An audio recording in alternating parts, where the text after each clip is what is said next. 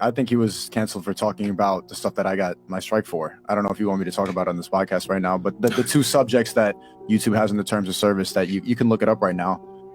Give it abbreviated, not the full thing. Give like a hint. The cough and the Biden.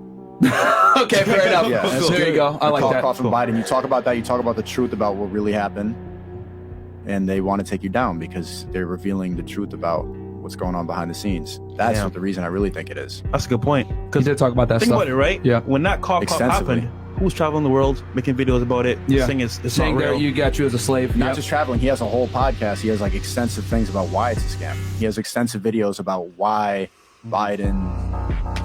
Yeah. Yeah.